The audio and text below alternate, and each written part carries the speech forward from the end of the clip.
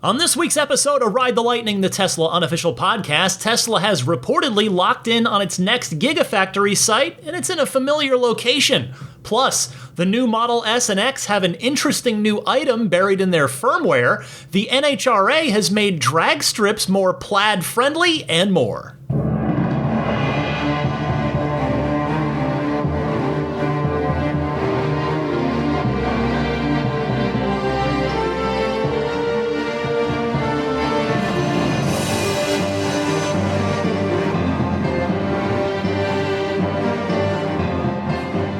What's happening, friends? Welcome to Ride the Lightning for March 6th, 2022. It's your weekly Tesla unofficial podcast, episode 344. I'm Ryan McCaffrey. To my left, looking longingly out the window, Daisy the Boxer on a just terrifyingly cold, bitter, windy evening here in San Francisco.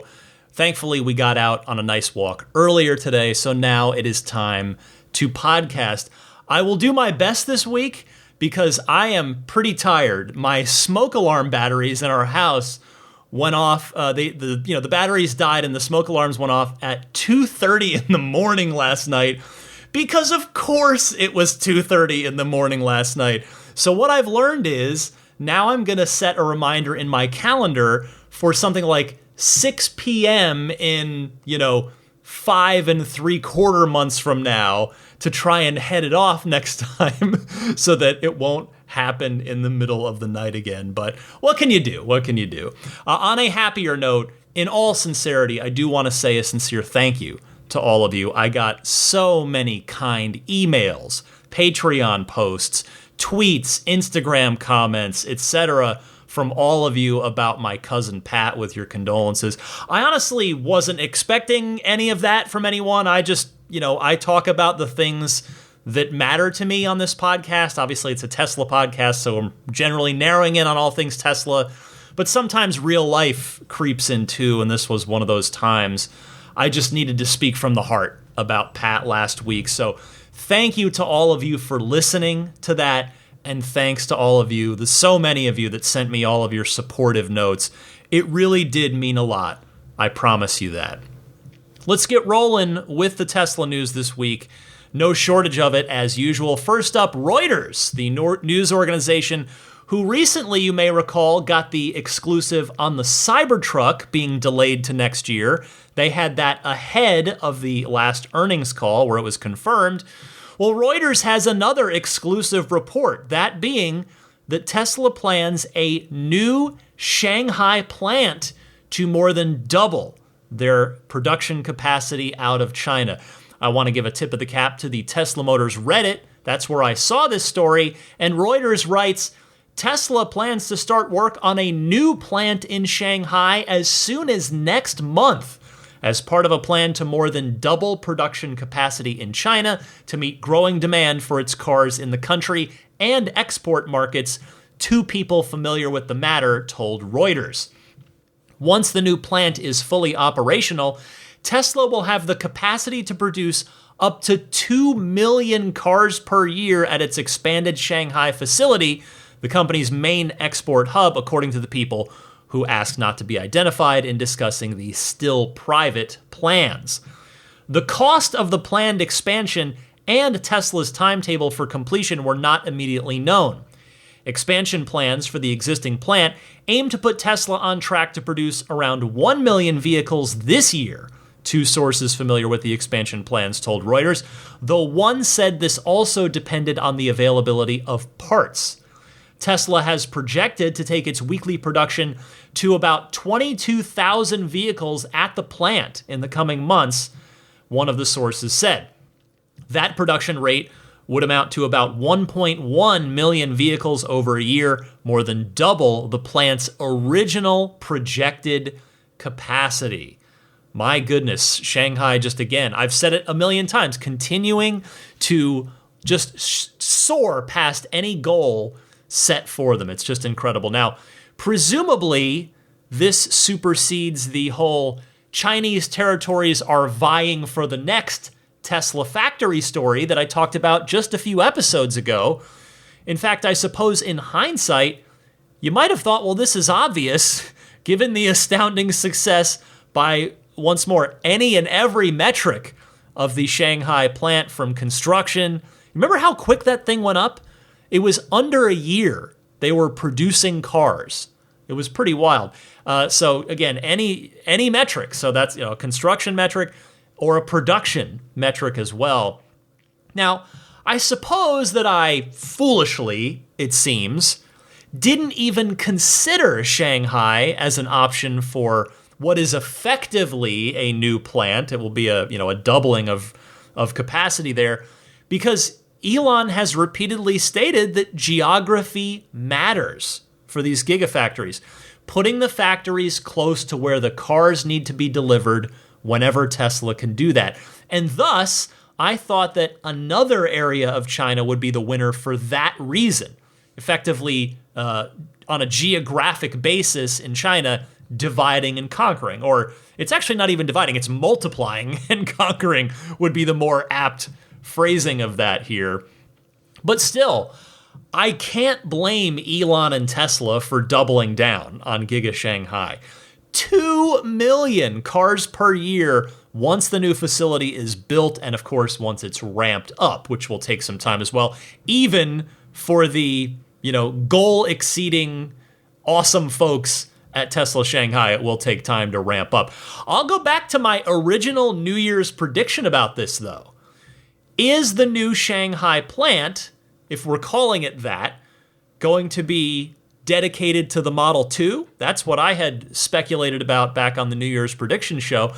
I still think that would make a lot of sense, except for the part where the timeline on this factory doesn't add up for that. Reuters, as you heard, reports that the work could begin as soon as next month, which means that if you look at how Giga Shanghai 1.0 went, Giga Shanghai 2.0 would be fully operational in about spring of 2023. And the $25,000 car, again, it probably won't be priced that now after, all the way the industry has changed, but in any case, that car seems like it's much further out on the horizon than 1 year from right now. They're not going to do Cybertrucks in anywhere outside of North America for now. There's no need to do the S or X there. So I suppose they will just double down on the Model 3 and the Model Y, and perhaps that's when Tesla will finally be able to press pause on the Fremont Model Y line to convert it over to the 4680 batteries, the structural battery pack, and the single-piece front and rear gigacastings. That was the other thing I thought about with this, is because remember, that still has to happen at some point. Fremont has to convert over, but they've got to be able to pause production long enough to do it without completely throwing the already insanely long delivery queue into further chaos. So perhaps this massive expansion to the Shanghai plant will allow Tesla to do that. Maybe they'll just go ahead and import Chinese-built Model Ys for a short time while Fremont gets retrofitted to the Model Y 2.0. We'll see. I'll be keeping a close eye on it for sure. Next up this week, here's a fun story.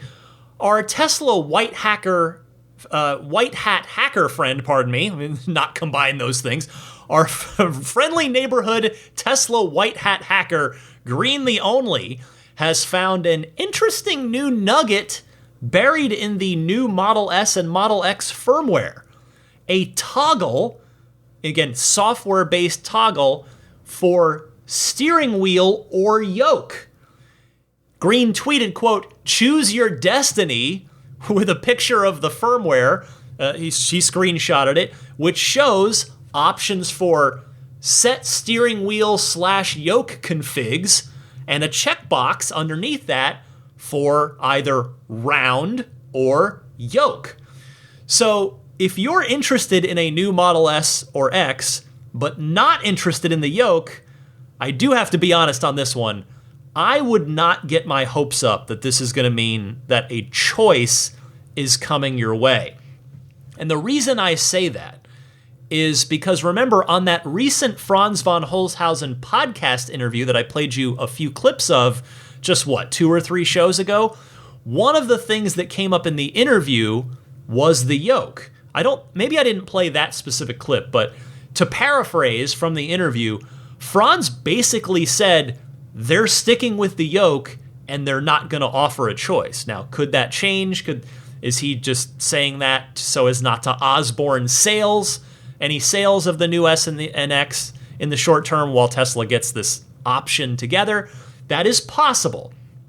But I have no reason to not take Franz at his word. I've met him, I've interviewed him. You get a sense of how people are. And both Elon and Franz are not people to, in my view anyway, in my experience, in my view, to knowingly or willfully mislead people on anything, and particularly with something like this. Now, therefore, my best guess here is that this is more than likely a behind-the-scenes option for when the new S and X arrive in any new global territories that might not legally allow a yoke the way that we can have it here in the United States. And I imagine there may be some territories that don't. Otherwise, this probably wouldn't even be an option buried in the code at all. And this ties into the fact that you still can't get the new Model S or X outside of North America yet. So this may be just laying the groundwork for that global rollout of these two vehicles, which is supposed to happen later this year. Now, that said, if it does ship in even one territory with a wheel, meaning these two cars, if there is a country that it gets sent to where you can buy it and a yoke's not allowed, and so it has to be delivered with a steering wheel, a round wheel, that means at that point there will have to be a part in the parts catalog for it, and that means that if you really wanted to, you probably could put the round wheel on your car. Unless it turns out that the wheel also includes stalks rather than the turn signal buttons, in which case maybe not, because it'd probably have to be a 1-to-1 swap, I would imagine, and not something any more complex than that. But we shall see. We shall see. The story of the yoke, it would seem, is still being written. Now, speaking of the yoke on the new S and the X, more good news for anybody who is purchasing the new X or the new S, or has purchased a new S or X, has taken delivery of a vehicle built in November or more recently. So, just in these last 3 months. You are getting a more user-friendly horn. As you remember, when the yoke was unveiled, the yoke wasn't the only big thing, the only big change to the driver controls. As I just mentioned, the new S and the X also deleted the stalks, relegating the stalk functions, windshield wipers, headlights, turn signals, to touch-sensitive buttons on the yoke itself. They are not formal, physical, depressing, or buttons that you depress. I would hope they're not depressing buttons. That's a different, that adjective doesn't work. A button that physically depresses, let's put it that way.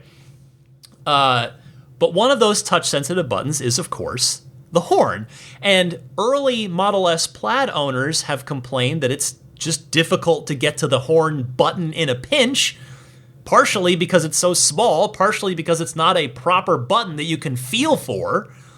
Now, Tesla tried to improve this situation for Plaid owners new Model S and X owners, it's not just the Plaid, by making it so that you can just put your entire hand over the right side of the yoke and all the buttons, the touch-sensitive buttons at once, and if you do that, it will activate the horn.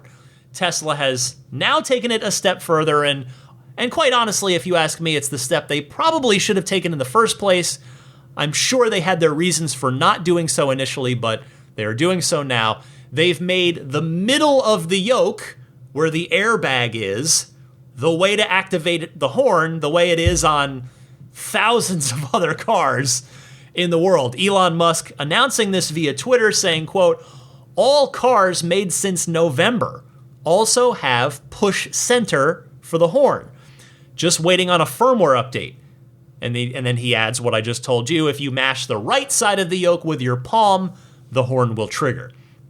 Well, again, I'm really glad to see this. I mean, the thing is, if you need the horn, you probably need it right away and without having to think about it or poke around. So I think this is definitely the better way to go, and I am glad to see Tesla make this change. Hey, while we're talking about the Plaid, this does pertain to the Plaid specifically. Good news for you Plaid owners who enjoy taking your car to the drag strip. The NHRA has lifted its ban on drag racing factory 9-second cars without a roll cage. This story comes via thedrive.com, who writes, the NHRA states that 2008 model year and later production cars that are plated and run DOT tires can now run as fast as, in other words, not racing slicks, can now run as fast as 10 seconds in the quarter mile at up to 135 miles an hour, so long as they retain all of their factory safety equipment. So, in other words, no gutting your interior on that. Model years 2014 and up are allowed to go even quicker, down to 9 seconds flat in the quarter at up to 150 miles an hour. Should their drivers notch a quick enough time, they'll receive special rewards to show off their accomplishments too. Street legal competitors who break the 13, 12, 11, or 10-second barriers in the quarter at certain venues will get special NHRA decals for their cars, with unique stickers being reserved for those who beat the 10-second quarters as well, which is pretty cool. I mean, I've told you before, I've gone one time to the drag strip. I'd like to go again sometime.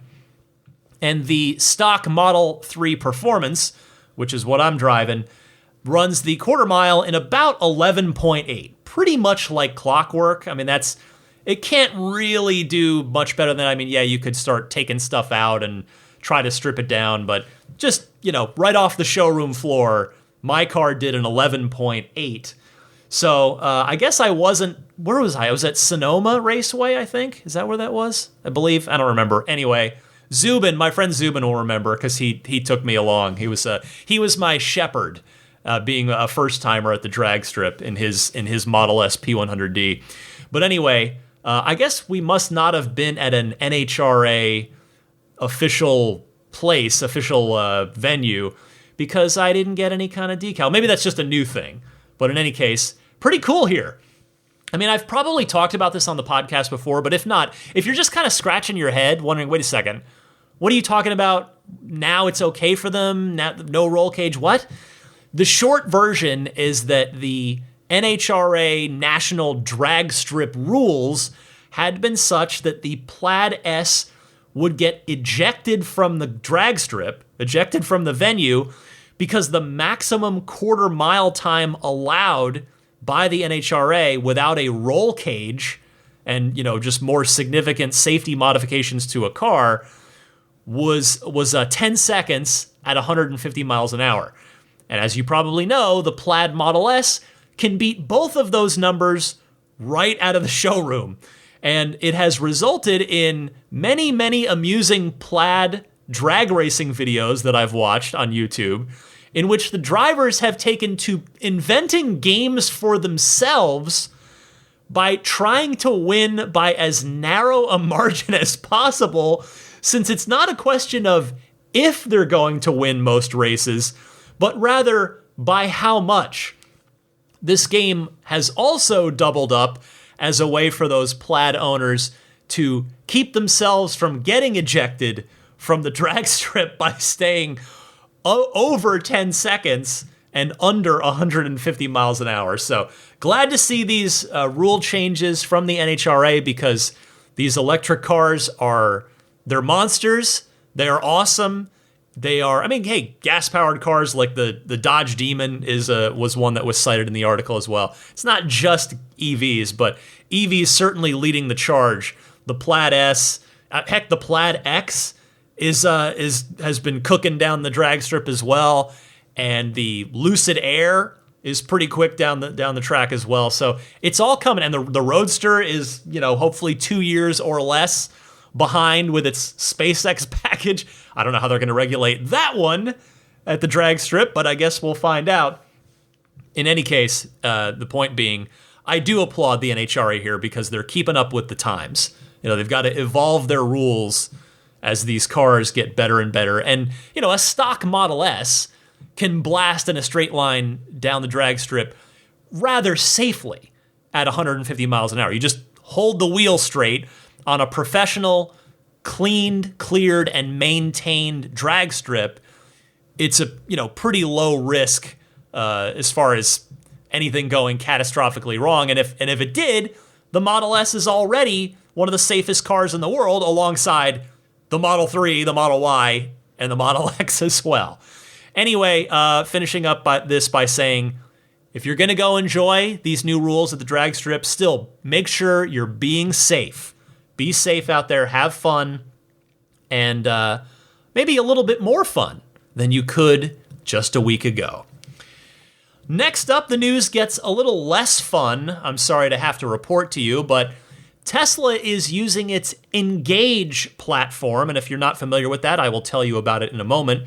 But they are using their Engage platform to call for community support in fighting against the state of Oklahoma's House Bill 3994, which did pass out of committee this week. It has not become law, but it's passed out of committee. This bill, according to Tesla, could be interpreted as a way to outlaw manufacturers like Tesla and like other direct-to-customer folks like Lucid and like Rivian from servicing and delivering cars within the state of Oklahoma. Thank you to Teslarati for this write-up, who notes that HB 3994 was passed by the Oklahoma House Business and Commerce Committee. Tesla notes that even some of its existing locations in the state would likely be forced to close down if the bill went into law. More importantly, the bill would also likely result in Oklahoma-based Tesla owners, I think I did that last week too, I'm sorry, having to drive out of state just to take delivery of and to service their vehicles. Here is Tesla's message to its owners via the Engage platform, which, by the way, you can sign up for using your Tesla account at engage.tesla.com.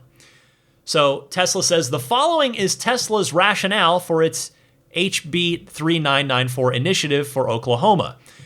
HB 3994, a detrimental bill that could be interpreted as outlawing EV manufacturers like Tesla from servicing and delivering cars in Oklahoma, is currently being considered by members of the House Business and Commerce Committee. As I said, it actually has passed that committee.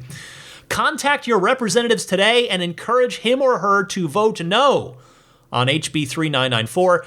If passed, this bill could force Tesla to close its existing locations in Oklahoma and prevent Tesla from shipping cars to anyone in the state, which would force locals to travel out of state to service their cars or pick up their new Tesla vehicles. Oklahoma should focus on increasing revenue and jobs in the state, not stifling competition and limiting consumer choice. Quote, using the tools above, please send a message to your state representative and the members of the House Bill and Commerce Committee sharing what this bill means to you and why it is bad for Oklahoma. Tell them your story as an EV owner in Oklahoma and let them know that you oppose HB 3994. Help stop the adoption of this bill by making your voice heard. Contact your state representative and the House Business and Commerce Committee today. And again, if you just go to engage.tesla.com, you can follow the links there, and Tesla has made it pretty easy for you to get in touch with your Oklahoma state representatives on this. Now, I wanted to just follow up in a couple of ways here. One, I wanted to credit the Tesla Motors Reddit user EFPG Podcast. That person is neighbors with, apparently, an Oklahoma state representative. And that Reddit user posted that representative's response on Reddit, saying the person's name apparently is Lee, and the representative's name is Tammy Peavehouse Townley, who said in response, "Hey Lee, I do not disagree with you on 3994. We voted out of committee with the title off, which means it cannot become law until the title is restored. We voted it out so that the author could continue working and negotiating with Tesla and the other manufacturers to make it a better bill and still be able to work with the other auto manufacturers. Had we killed it, the negotiations would have stopped completely. I can assure you this bill is far from becoming law." One other follow-up. I want to tip my cap to my friend Sean Mitchell, who is a wonderful real estate agent in the Denver area and moonlights by making Tesla content of his own on YouTube. And Sean posts this on Twitter just this week saying, "Just talk to boots on the ground in Oklahoma. It has passed the initial committee. It must pass the House by March 24th in order to go to the Senate. This bill only serves dealers and aims to cut out Tesla, Rivian, Lucid, and any others who want to sell and service direct." And Sean adds the following relevant bit of context.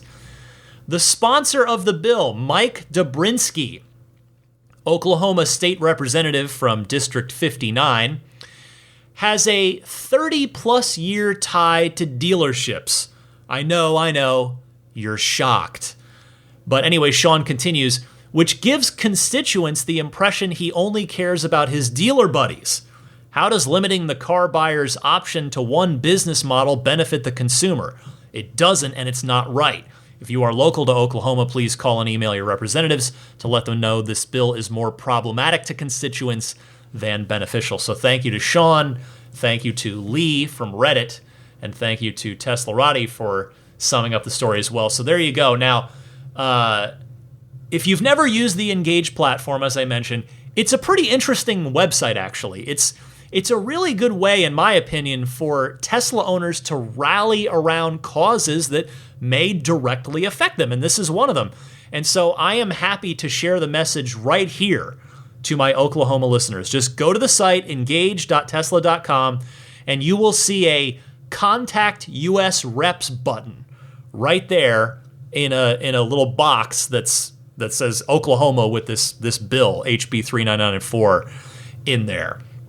Tesla does their best with this website to try and make it easy for you to get your voice heard by your elected representatives. On a related note, by the way, this is, as Sean pointed out, this is a dealership lobby, effectively. That's what this is. It's a play from somebody with ties to dealerships. But I would think that the Oklahoma lawmakers might want to think long and hard about the future on this. Think about the future. Because remember not that long ago, Tulsa, Oklahoma was in the running for Gigafactory, for the Gigafactory 4 that went to Austin. And remember, Tulsa went pretty far here. They went so far they set up a website. They were wooing Tesla in several different ways. I mean, maybe this is some kind of sore loser / revenge thing, but I doubt it. More likely, it's just, again, as Sean Mitchell pointed out, it's the dealership lobbyists being tight with the politicians here, or as the case is, the representative himself having ties to dealerships. But what I think is fair to say is this. I mean, here's the think about the future part. Remember that Tesla is going to be needing more factories as they continue to grow towards that 2030 goal of producing 20 million cars per year. And certainly some of those new factories are going to be in the United States because it's a massive market for Tesla. And Oklahoma has the benefit of being very centrally located in the United States, which is why they were a finalist this last time. So they might want to consider that. And I'm speaking to the lawmakers directly here. They might want to consider that when they're considering this bill. And that, think about the future, it reminds me, I've had Batman on the brain this week. I love Batman. I saw the Batman this week. I'm going to talk about that for just a minute at the end of the show. But it reminds me of one of my favorite lines in one of my favorite movies, which was my original favorite film as a kid, the first Batman from 1989. Come on! Jack! Eckhart! Think about the future. Let me just be super clear. I am in no way inferring violence against anybody, in any Oklahoma lawmaker or anyone else. It just reminded me of that line from a movie that I love from my childhood. Anyway, unfortunately, it appears that dealers are not stopping in Oklahoma when it comes to trying to slow Tesla's growth. West Virginia is at it as well, with what is arguably an even more absurd scenario. Whether or not this is a coordinated effort by dealership lobbies, I don't know. But take a listen to this as reported by Clean Technica. West Virginia wants to ban Tesla and others from sending over-the-air updates to customer cars. Yes, you heard that correctly. Clean Technica writes, quote, in a letter from the Alliance for Automotive Innovation, Auto Innovators, obtained by Clean Technica, the group lists all of the issues it has with this problematic bill that was initially designed to benefit dealers. The group is taking a stand against the bill since if it made it into law, it would harm consumers in order to benefit auto dealers. The letter was sent to them by an anonymous source who explained that the bill, HB 4560, was introduced by the Dealership Trade Association. It is essentially designed to protect dealership interests.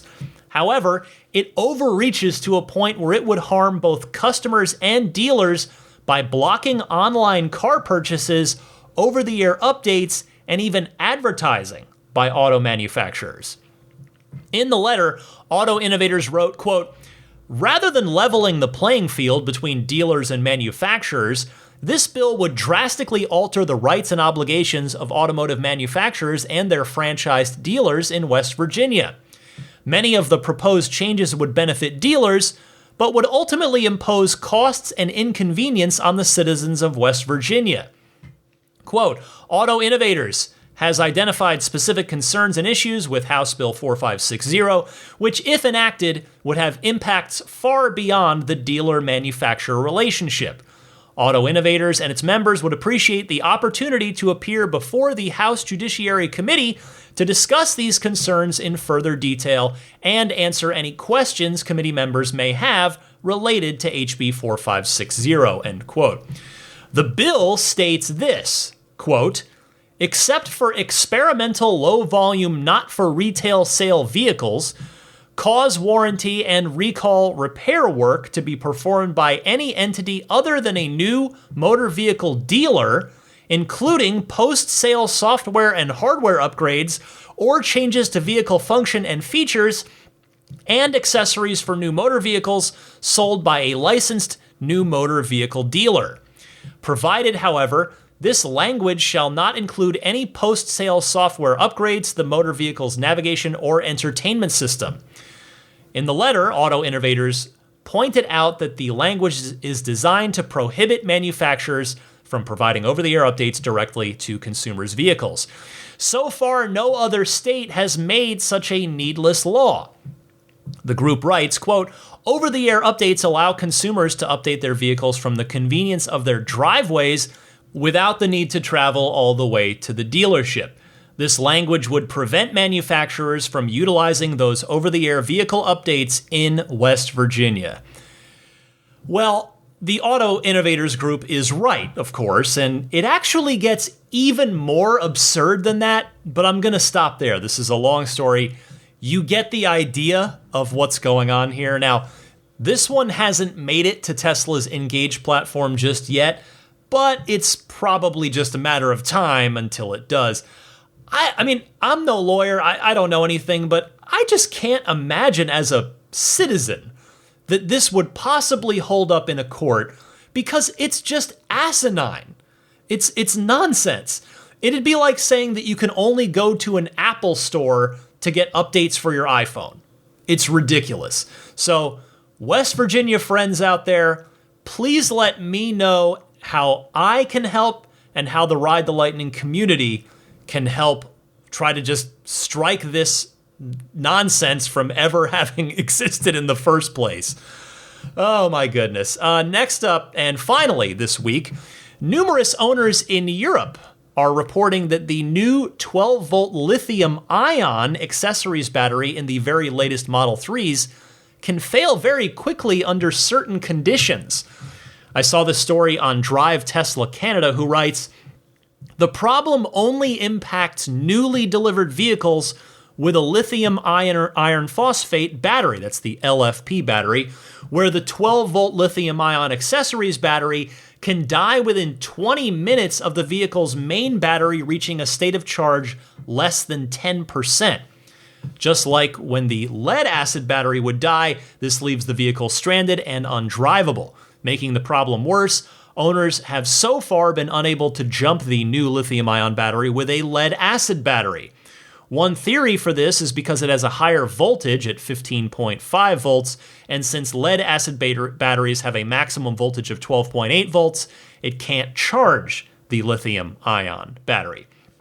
Tesla is aware of the issue and believes it is happening because the LFP battery hasn't been properly calibrated since leaving the factory. With an uncalibrated battery, the computer is estimating it still has some range left, but in reality, it is actually at zero. When there is no power in the main battery, the 12-volt isn't charged anymore and dies within minutes. Tesla has already issued an internal memo recommending new owners charge their LFP battery to 100% as soon as possible after taking delivery. This will calibrate the battery, and the computer will know more precisely how much range the battery has left in it.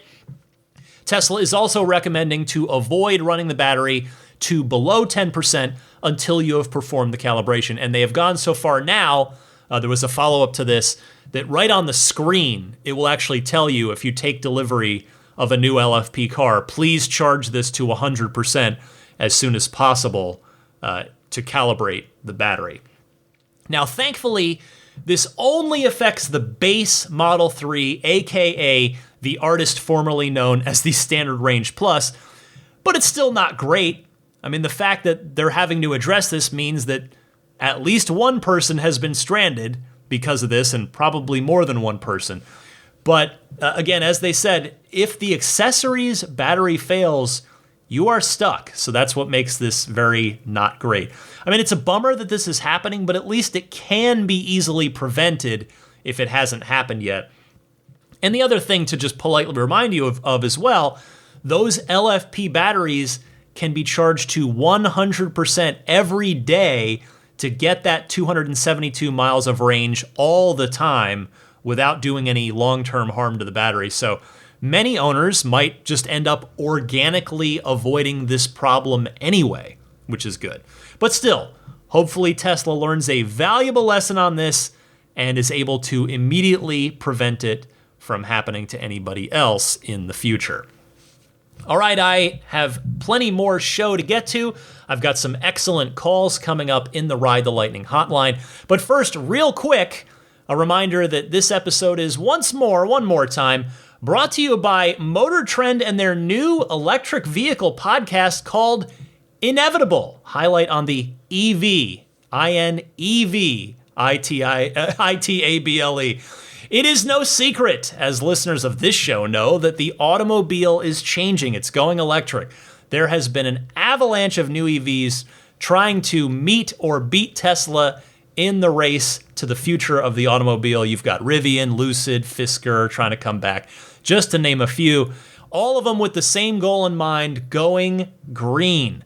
As we all know, as Tesla owners and enthusiasts, it's all taking off faster than a new Model S Plaid. Fortunately, to get a hold of this electric renaissance is a podcast with two veteran automotive journalists from Motor Trend, Ed Lowe and Johnny Lieberman.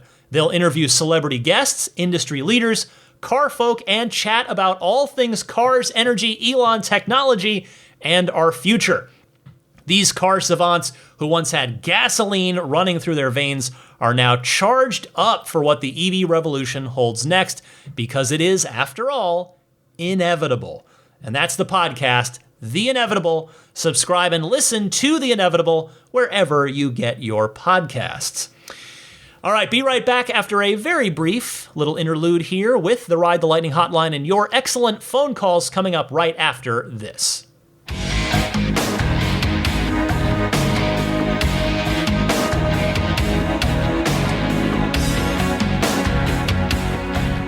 Welcome to the Ride the Lightning hotline, your chance to be a part of the podcast with your Tesla questions, comments, or discussion topics. If you would like to participate and be featured on the podcast, you can call in for a chance to do so. The call-in options are twofold, and they're both pretty easy. You can either use your smartphone's built-in voice recording software, record your question. Please try to keep it to 90 seconds or less so that I can get to as many people each week as possible, and then email that file to me at my podcast email address, which is teslapodcast@gmail.com. Alternatively, you can take that same 90-second or less phone call and just call and leave a message on the Ride the Lightning hotline. It's a toll-free number that you can dial anytime, and that number is 1-888-989-8752. Again, that's 1-888-989-TSLA. And if you know someone special with an upcoming birthday, anniversary, graduation, or some other special occasion, you can give them a unique gift of recorded voices from friends and family telling them why they're special. The recordings can be podcasted or put onto a keepsake. Visit lifeonrecord.com if you'd like to learn more. Kicking it off this week with Chris from Massachusetts. Hey, Ryan. Just wanted to let you know that there's a couple ways to get the information you're missing from the new user interface that you mentioned on episode. One thing that you were talking about with the heated seats not being as easy to access, I noticed that they changed that so that it's automatic now rather than having to select the specific heat, 1, 2, or 3. I know before this, I was always kind of trying to decide, do I want 3, do I want 2, do I want 1? So I gave automatic a try, and I find it works just as well as the automatic climate control. Instead of selecting the fan speed and the direction of the temperature, I just set the temperature to 70 degrees, and it keeps me comfortable.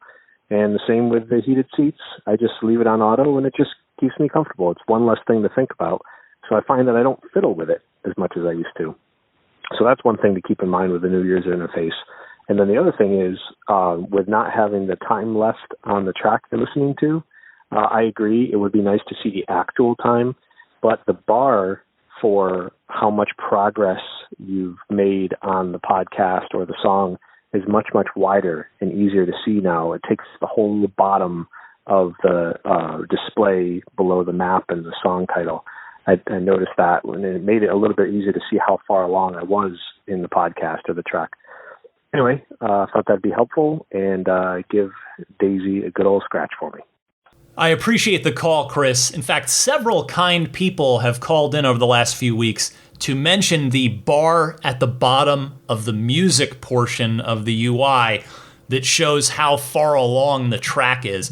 I did notice that as well, and I failed to mention it when I was initially talking about my V11 feedback on the show here. So my bad on that, but it still just doesn't help for longer form stuff. As I said, I mean, I know I'm probably in the minority, as I mentioned, about wanting the actual track time remaining back on there.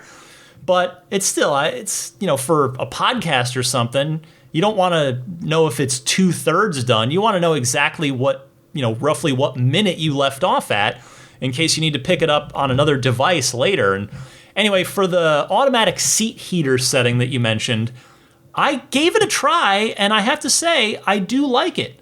It does work pretty well. It doesn't always do exactly what I want it to, but more often than not, it seems to get the job done. So I do appreciate that. And that's the end of it. It's the new UI is still a work in progress as far as I'm concerned. And I am hoping that version 11.1 brings a lot of good change and maybe patches some things, some functionality back in that was removed from 11.0. Safe travels out there, Chris. Thanks for calling in.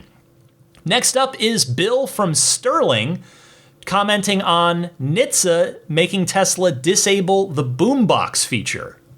Hi, Ryan. This is Bill from Sterling. Just a quick comment on the Nhra disabling the boombox feature on the newer Teslas. That's not even a feature I have on mine, but couldn't Tesla simply program it so that it always plays the approved sound, but if you mix in your sound on top of it, wouldn't that still meet the standard? It's playing the standard sound, whatever noise that is that's approved, but on top of that, you could overlay on whatever sound you wanted. This would be no different than simply driving with your stereo turned up with your windows down. That way the Nhra sound would still be there. Couldn't they do that as a solution rather than just disabling it? Anyway, love your show. Keep up the good work. Thank you. Bye. Bill, that's a perfectly reasonable thought, and I don't have any argument against you.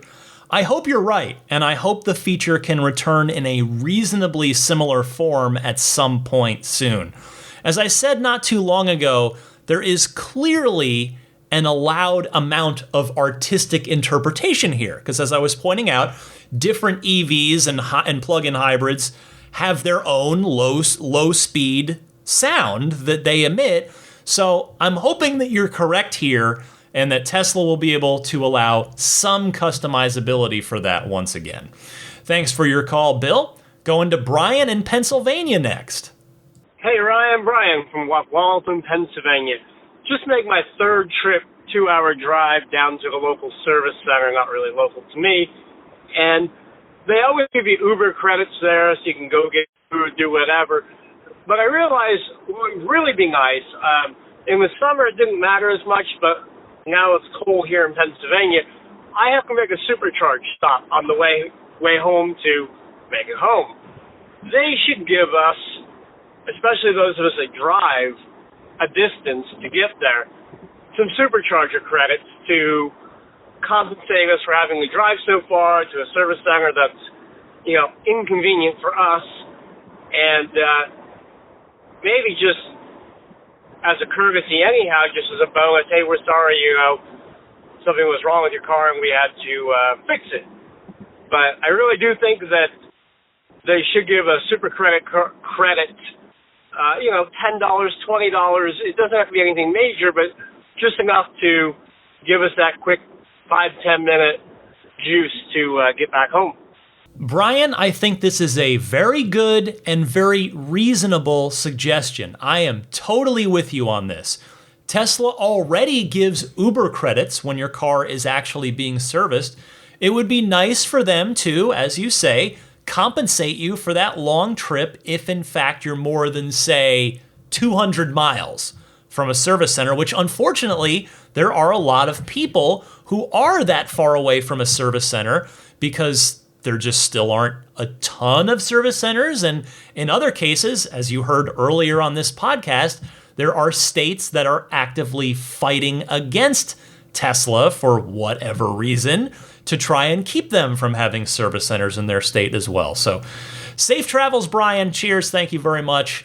And I hope, I hope your idea comes to fruition. Next up is Matt from Michigan. Hey, Ryan. Matt up in Ishpeming, Michigan. Just a note about the possibility of the Cybertruck being vehicle-to-home capable. If nothing else, you would have the easy workaround of just having an input line into your household power and plug it into the 240 in the back of the Cybertruck. It would be, I imagine, a pretty simple job for any electrician to rig up a way for that to hook into your home power and run your house. It wouldn't be automatic or through the charging port, but you could certainly do it. Thank you, Matt. And it sounded like you might have been calling in from a hike right there, which, by the way, is awesome. I don't blame you. I personally do a lot of my thinking time when I'm out on long walks with the dog. Anyway, I do suppose the onboard 240-volt outlet in the bed of the Cybertruck should allow for some interesting and useful possibilities, regardless of how far Tesla extends their support for proper vehicle-to-grid / vehicle-to-home. I'm still optimistic that the competition is going to inspire Tesla to fully support those capabilities by the time the truck comes out next year. Here's hoping on that. And Matt, happy hiking, my friend. A couple more calls for this episode. The penultimate caller this week is John from Indiana. Hi, Ryan. This is John from Indiana calling. I have an observation to make that I think may be of interest to your listeners. First of all, I really appreciate your podcast and learned a lot from it, and have really helped me out as I now have a Model Y and a Model 3. A lot of fun to drive both cars and definitely see the differences between them, even though they are quite similar. Anyway, something I've not heard talked about in your podcast in a while is easy entry. And I kind of like easy entry, especially in my Model 3. It helps me get in and out of the car, and when I park the car, I can have the seat move way back to help me exit the car easier. The issue is if I have one of my sons, I have two teenage sons, if one of them is sitting behind me in the Model 3, which doesn't have as much leg room as the Model Y, when I hit park, the car automatically goes into easy entry mode, moves the driver's seat way back, and it smashes up against the legs of my son, who's sitting directly behind me. And that can actually be a little bit shocking, a little bit painful for him. It doesn't hurt him or anything, but it pins him in. And I would think that Tesla could have a mechanism by which it could sense that there was an occupant in the seat and at least maybe stop the easy entry or ask me, do you want to go into easy entry mode because there may be someone behind you. Just thought that would be something that would be helpful for cars in the future. Thanks again for your podcast. Bye. John, thank you for your call and for your absolutely fantastic suggestion. As I often remind you, I'm no software engineer, but this does sure seem like something that Tesla could implement, be it as a checkbox in the UI, something like disable easy entry when second row passenger on driver's side detected. I'm sure there's a shorter way to say that. Or maybe like a prompt on the screen when you put the car in park to ask you if you want to use the easy entry. As you correctly note, the car definitely knows when that seat is occupied. So as a fellow easy entry user who drives my kids' carpool on certain days of the week, I too would like an option to disable it when a person is detected in that seat immediately behind me as the driver.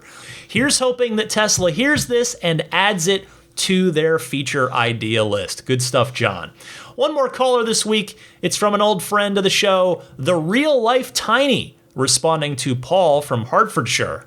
DMC Ryan, it's your old buddy, the Real Life Tiny. I just wanted to call and chime in on a call that I just heard from Paul from Hertfordshire. He was asking about acceleration boost on the Model Y and whether or not that acceleration boost would be noticeable. Now, I don't have a Model Y and I've never personally experienced acceleration boost, but I did want to point out that Gally from Hyperchange on his channel made a video where he, in effect, did the Pepsi challenge between no acceleration boost and then acceleration boost. He did a timed run in his own Model Y, and then immediately after that timed run, he downloaded, installed the acceleration boost, and then did the same timed run again, and he showed the difference between them. I think in that same video, he also races a performance Model Y with the acceleration boost as well as without it. So it might be something for Paul to take a look at and see if he thinks the acceleration boost would be good enough for him to install in his own Model Y. Not only that, I also based on what he said in his call, it sounded like he was asking whether or not the acceleration boost would expire after a certain number of months after purchased. You let him know that he could wait as long as he wanted to initially purchase it, but I think he might have been wanting to find out if after he purchases it, does it expire after a certain amount of time. But just wanted to call, chime in, give my 2 cents on that, albeit unqualified 2 cents. But Ryan, I love the show, love the podcast, love what you do. Keep it up, and give Daisy a pet for us all. Have a good one. Thank you, Tiny. First, if I misinterpreted Paul's question and he was indeed asking if the acceleration boost would ever go away after purchasing it, the answer is no. It will stay with the car as long as you own it. And then if you sell it privately, it should go to the new owner. Only Tesla themselves might take it off if you traded the car into them, much as they do with FSD, so that they can sell it a second time. Anyway, thank you for pointing out the hyperchange video, but I suspect Paul might have been looking for permission to treat himself more than anything else. That's just my guess on that. And, maybe he's even pulled the trigger on that purchase by now. Paul, if you're out there, let me know what you decide to do. Thank you, Tiny. Thanks to everybody who has taken the time to call in. I promise I will get to more phone calls next week. Keep those calls coming. I gave you the dial-in information at the top of this segment. Stick with me, though. I am not quite done with this week's episode of Ride the Lightning. I'll be right back with more. This is Steve Downs, the voice of Master Chief, Sierra 117.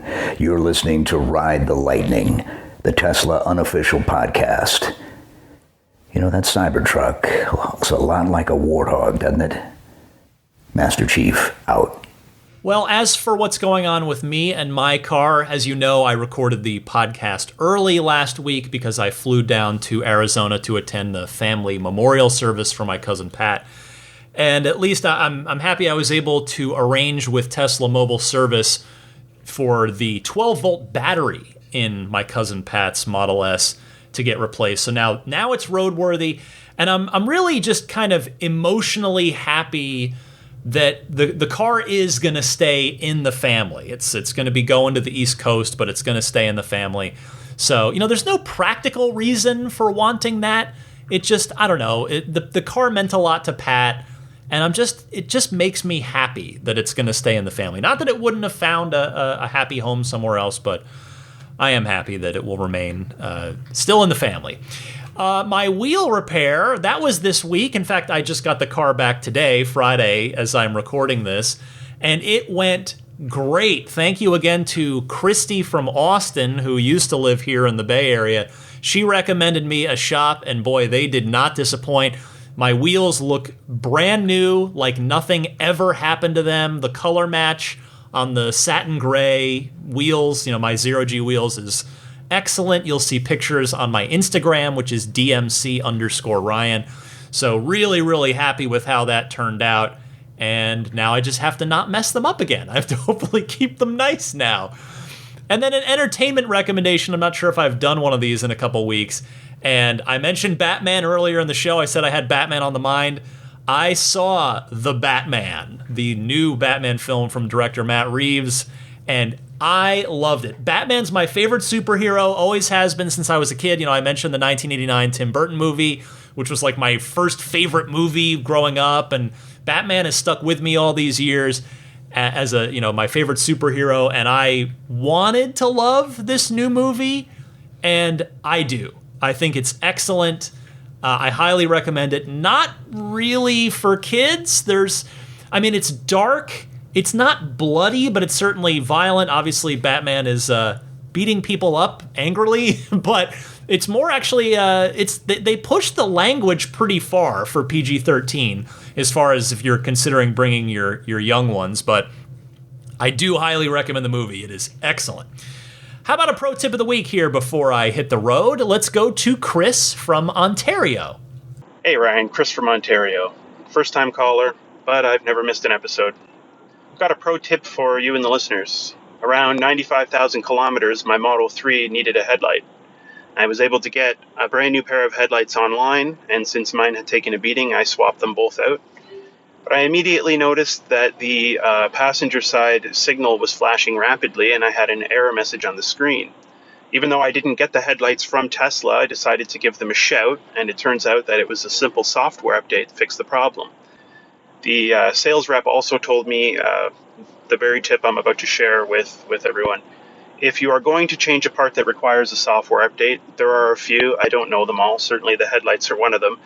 Wait until you have an update available from Tesla, then swap out the part, then do the update. It saves trying to get a hold of everybody, which, of course, we all know how that can be. And one other message to the listeners, I would really suggest people consider contributing to Patreon, even if only at the dollar level. There's so much misinformation about this company out there, and between Ryan and Rob Maurer, these guys got a handle on it, and we really need to support that. Thanks again, Ryan. Chris, thank you very much for the kind words. I promise I didn't put Chris up to that Patreon plug. I do genuinely appreciate you saying that, Chris, and thanks for the tip here. I would never have thought about something like that until I was in that very situation. So now, if I or any of your fellow listeners do encounter that, we will have your tip at the top of our brains to help smooth out the process. Thank you again. And if anybody else out there has a pro tip of the week about the car, about the Tesla experience that they'd like to share, please send it in the same way that you send in the regular Ride the Lightning hotline calls. Before I go, let me actually mention that Patreon real quick. My Patreon is the main way that you can voluntarily choose to support the podcast. My hope is that at some point in time, whether it's in the very near future or the sometime down the road, you will think to yourself, Ryan, I really enjoy this podcast and I would like to support your efforts because I see the commitment that you put in every week. I see the time and the energy. I can hear it. And perhaps you will decide to do that. If you decide to do so, you can do that at patreon.com/Tesla podcast. Patreon spelled Patreon. The support tiers there start at just $5 a month, or you can do it annually. Just pay once for a year's worth. And if you do that, there is a 5% discount as a little incentive for that as well. And the support tiers, they go up, but the perks and bonuses that you get in return also go up. I just try to make it fun and just show gratitude for those of you that choose to support me on Patreon. Meanwhile, AbstractOcean.com has all kinds of Tesla goodies, like the rear footwell lighting kit, like the new 4th generation tempered glass screen protectors for the Model 3 and the Model Y, like the drop-in cup holder stabilizer, all sorts of other nice interior lighting kits in fun different colors, and the center console wrap kits. Just take a look. I promise you will not regret at least spending a minute on AbstractOcean.com. You can search by car, so SX3Y, whatever you've got, see what they've got. And if you decide to buy anything, just pile it all into your online cart. And then when you get to the checkout, use the coupon code RTL Podcast, all one word, to get 15% off of your first order. Don't forget the snap plate for any of the 4 Teslas as well, which you can get at everyamp.com/RTL.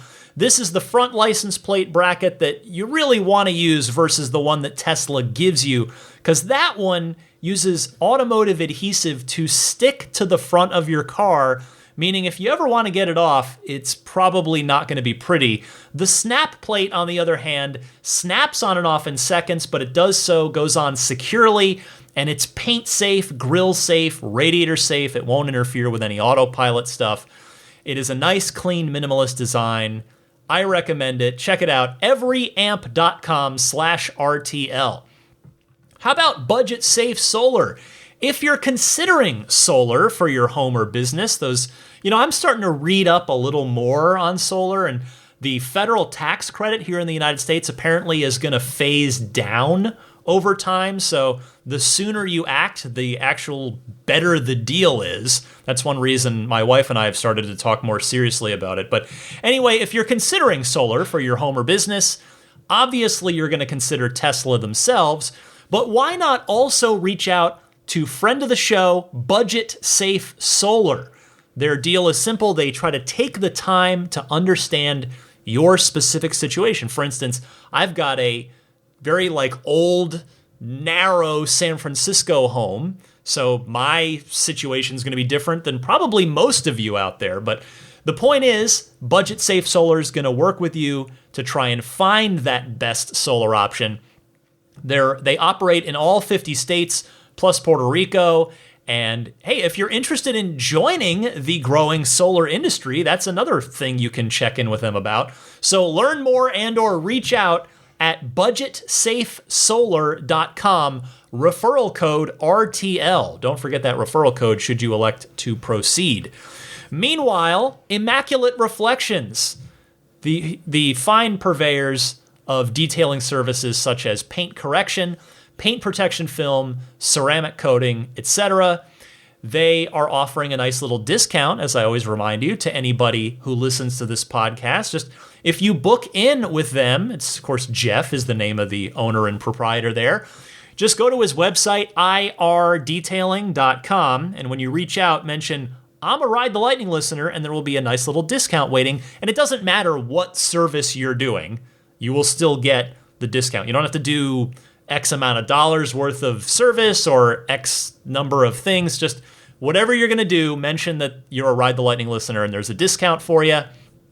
I highly recommend it because my car has been immaculately cared for by Immaculate Reflections, and I could not be happier with how incredible it looks after, again, almost 4 years at this point. It still looks, I think, knock on wood, now that I got the wheels repaired, it looks as good as new, if not better. How about puretesla.com/RTL, your one-stop shop for your dash cam and Sentry mode needs. It's a micro SD-based kit, so it's built for the long haul, unlike the flash USB memory stick that you get with your car. So go to puretesla.com/RTL. It's $49 for the 128 gigabyte kit, formatted and ready to go right into the package and shipped free anywhere in the US. Works with Mac or PC.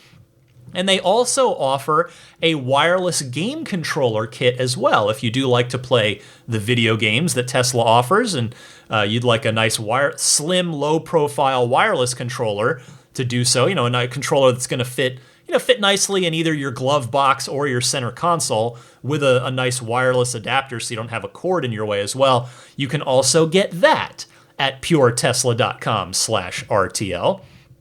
And finally, Jada. My friends at Jada have a number of fine products, including you have to just go to their website to see it. It is they're actually doing it for charity. It is an American broomstick, and it comes from a tweet from Elon this week, who was responding to Russia no longer selling rocket engines on to the countries, including the United States, who have sanctioned them in the terrible war that they are waging with the Ukraine, and so he made the reference American broomstick in a tweet. And Jada, my friends at Jada, have taken it upon themselves to sell an American broomstick. It's got got a white handle with like NASA inspired lettering on it that says American broomstick, and they're donating the proceeds from that to charity. But specifically to Ukraine relief efforts, I should specify. They also have their usual line of Tesla accessories, which I'm a big fan of. The Jada USB hub console, which is a storage organizer, USB hub, Apple Watch charger, and AirPod charger all in one. The Jada tray, which is a tech-focused center console organizer. I have that in my car. The wireless charging pad version 4. I have version 3 in my car because the older Model 3s like mine don't have it built in, so I'm a big fan of the Jada wireless charging pad. Any of that, all of that, I got a discount code for you. It's RTL. That's the coupon code. All I ask in return is that you visit and purchase through my referral link, which is getjada.com/REF/8. And Jada is spelled JEDA. I mentioned my Instagram earlier. That's also my Twitter, DMC_Ryan on each one of those. I mentioned the Patreon. You can subscribe to / follow the podcast at any of the major podcast services, including Apple Podcasts, Google Podcasts, Stitcher, TuneIn, Spotify, or YouTube. It's audio only on YouTube, but just search Ride the Lightning Tesla on YouTube, and you will find my channel very easily. You can subscribe there.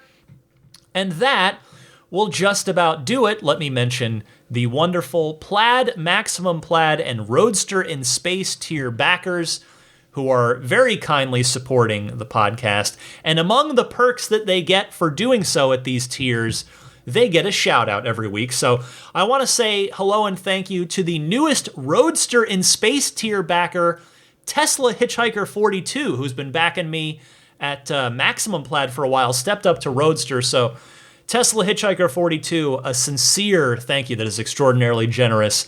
And thanks to the other Roadster in Space tier backers, Pete White, Lyle Austin, Steve Radspinner, Fernando Cordero, Lawton from Chicago, Sean Neidig, Scooter Ward, Neil Weaver, Jackson Wallace, Crafty Geek, Richard Stokes, Rolf and Jennifer Evers, Howard Anthony Smith, and Victoria Iacovetto.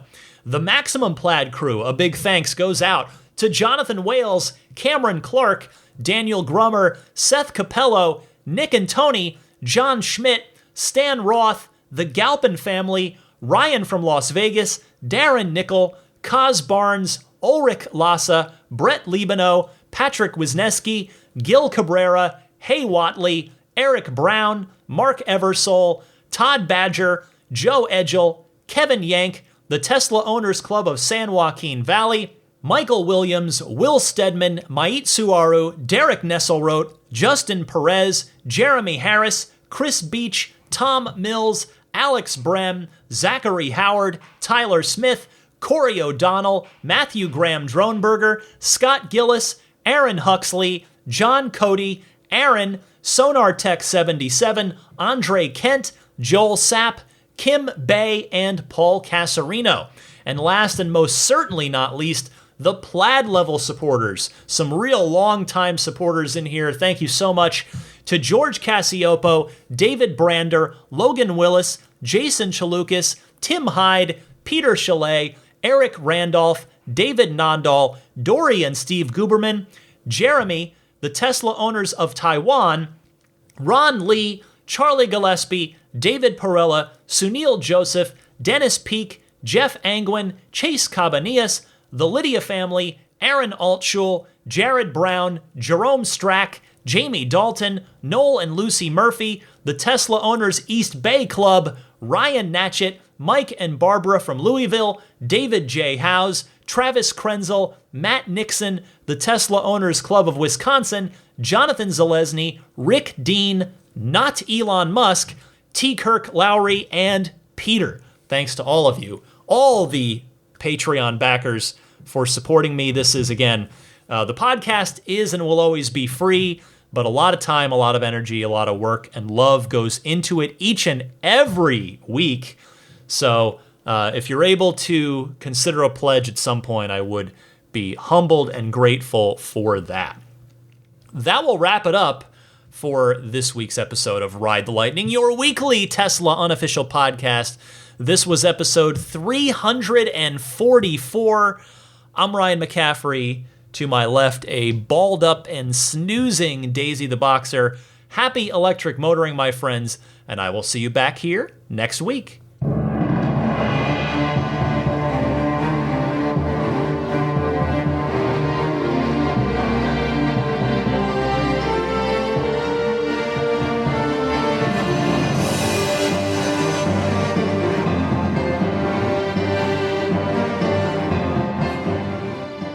I mean, I think a Tesla is the most fun thing you could possibly buy ever. That's what it's meant to be.